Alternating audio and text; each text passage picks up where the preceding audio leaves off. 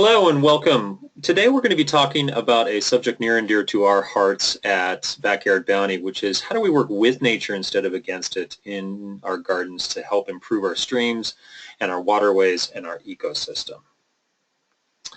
So stormwater runoff causes real issues for the environment, especially here in the Mid-Atlantic. The video we're shown here you can find on the Montgomery County Department of Environmental Protection website, and it goes into some pretty good depth about why stormwater is so important, what it actually does to our landscape, the kinds of things that happen in addition to pollution. What does it do to the actual physical landscape and to the wildlife?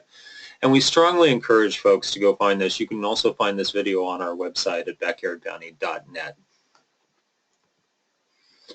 Unfortunately, stormwater issues are also getting worse, and this is something that we've been hearing about anecdotally for quite some time, but there is now science to back up the fact that the storms that we get here in the DC area are getting stronger and are getting more frequent. So this is a problem of dealing with stormwater runoff and stormwater management that's not going anywhere, and unfortunately it's getting worse, and we're going to have to figure out how to deal with it. On top of that, we live in a very urban area, and it won't surprise anybody to hear that urban areas have more trouble dealing with stormwater than more rural areas. This graphic from the Potomac Conservancy does a good job of showing the fact that if you're in a very rural area, up to 50% of the water associated with a typical 1-inch storm will infiltrate back into the groundwater, where that 50% number drops to 15% when you're in a truly urban area. One of my favorite numbers from the study done here is that a 1-inch rainstorm, which is our typical summer thunderstorm in this area, will create 18 million gallons of runoff in just Arlington County. So we're talking about a lot of water, a lot of sediment, a lot of pollutants all going straight into our waterways and into the Chesapeake Bay. So this is a big issue. It's not going away. What can we as gardeners do about it? And we follow a 4-point system to talk about how gardeners can manage stormwater. It starts with assess, goes to assistance, act, and advocate. And we're going to go through each of these in some depth, and then we're going to take a look at a project that Backyard Bounty did recently where we put these in action. First step, assess. And the question here is really understanding how much stormwater runoff your yard creates, and the equation is fairly simple. All you want to do is figure out what is the overall impermeable surface that you are dealing with on your property. And the simplest way to do this, unless you happen to know the square footage of your roof, is take the square footage of your house and divide it by the number of floors, okay? And add to that the square footage of the impervious patio and driveway surface, so that equals your total impervious surface. Multiply that times 0.6 gallons per square foot, and that gets the amount of runoff you're looking at in, again, that typical 1-inch storm. And a 3,000 square foot house is going to generate more than 2,000 gallons of runoff in a 1-inch storm.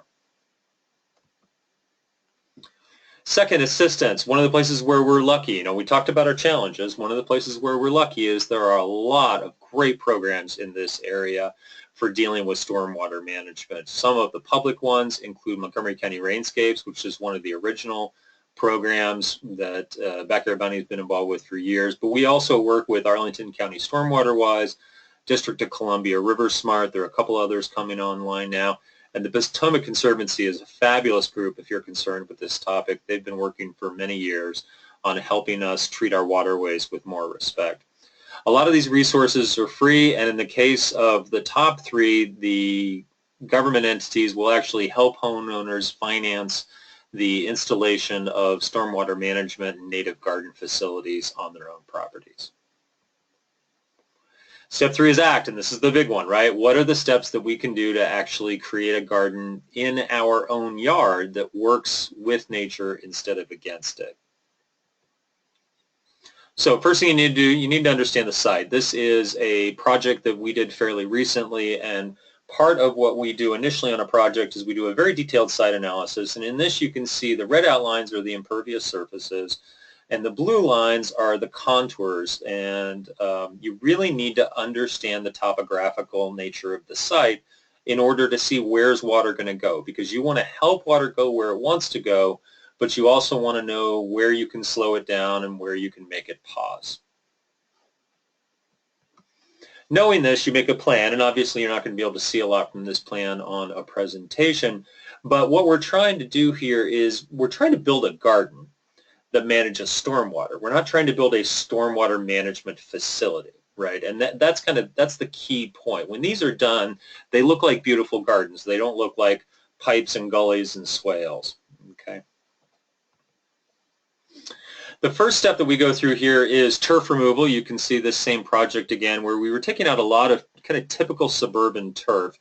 And unfortunately, it would be great if it were otherwise, but unfortunately turf is really not very helpful for stormwater removal because most of the turf that we have in this area has very shallow root structures, and that means that the water is not able to seep down along the roots into the ground. So you get stormwater on a typical turf lawn, and a lot of it's going to run off. So we do remove a lot of the turf. The white lines you can see here painted are for a path that's going to be going into that. There are a couple of techniques that you're going to want to think about associated with stormwater management. The most well-known, I would suppose, is a rain garden. And what a rain garden is designed to do is to catch water and keep it for about 24 hours so that it has time to seep back in, to percolate back down into the ground, okay? This is not like a rain barrel where the water is going to be there forever, but it allows the water to stop long enough so that it can actually take its time and seep back into the ground instead of running into your storm drain, okay? This graphic describes exactly what's entailed here, but really what you're looking at is a depression where water is going to collect and where you're going to be able to have native plantings and some berms so that you've got this water in here and it'll slowly seep back down into the ground. There are a lot of different kinds of rain gardens. Rain gardens are not applicable everywhere, but they are one of the go-to tools that you're going to use in a stormwater management approach. The most important thing with rain gardens is decompacting the soil. It used to be a while ago that rain gardens were done in what was called a soil exchange technique, where you're taking dirt out and replacing it with a sandy mixture, and we don't do that anymore. What we do is a decompaction method where we're actually creating softer, fluffier soil. Not going to surprise anyone that hard-packed ground is not going to be able to absorb stormwater, but if you create this decompacted pond, you're going to be able to catch a lot of this water and let it soak back into the ground before it goes down the drain. The other thing that you're going to want to make sure you do is, we talk about 1-inch rainstorms. Our rain gardens are designed for 1.5-inch rainstorms. We do get bigger ones, and so you want to make sure that if that rain garden is going to overflow in a particularly large storm, you've got a place for the water to go in the direction that you want it to go. So you will create, you can see this stone overflow in the bottom right here, you will create an overflow associated with that, so it's going in the direction you want it to. The other major technique is called conservation landscapes, and what this is, where a rain garden keeps the water and lets it soak down, a conservation landscape is really more about the plants and more about slowing the water down. We talked a little bit earlier about the fact that plants with deeper roots are better at absorbing water. And you can see here on this graph, and this was particularly striking to us when we first saw it. It's one of those things you know intuitively, but when you see it visually, it really gets you. Way over on the left, that little tiny green line, that is the root structure of typical turf grass.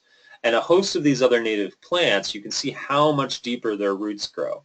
So that's going to help with the water percolation, it's going to help with erosion, it's also going to help with the drought tolerance of plants. There are a lot of reasons that you want to use deep-rooted native plants when you're building a garden to manage stormwater. The other key part associated with conservation landscapes is grading and microberms. And when you think about it, these are really speed bumps. You can see Dennis here in the foreground building some microberms associated with it. And when we did that topographical map of the property, we understood where water was going to come down, and we're trying to both channel the water but then also slow it down. These microberms are kind of like speed bumps. Once the yard is planted, you actually don't see them anymore because they're covered up by the plants. but they slow the water down enough so that you don't end up with a real torrent going into your stormwater drains. Now, of course, everybody's favorite part, the planting part, right? And we generally shoot for a mix of about 75% native plants. Most of these, since they're native, are pretty good at dealing with the climate that we have here, where we both can get a lot of water sometimes and not much other times, and heat and cold. So these are great plants that you can use.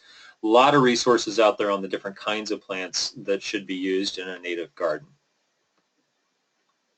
Once you've got this garden installed, obviously maintenance is key to making this successful, both from a stormwater management perspective and also just from a garden perspective. Most gardens that you install are going to take about 3 years to fully mature. So in those 3 years, there are a couple things that you're going to need to do. Number one is you are going to have to water your garden for the first few years. Even with native plants, it takes a few years for those roots to go all the way down in that picture that we just saw before. So you're going to want to use some irrigation. Now, we generally do not install, hardcore piped irrigation systems. We find that something like a soaker hose or just sprinkler watering is good enough to get you that 1.5 inches of water that you need per week.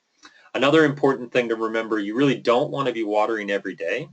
You want to water periodically. You want to get the inch and a half, but you want to do it infrequently enough that the roots feel like they have to reach down to look for water. That helps with that root growth as well. So yes, you'll be watering.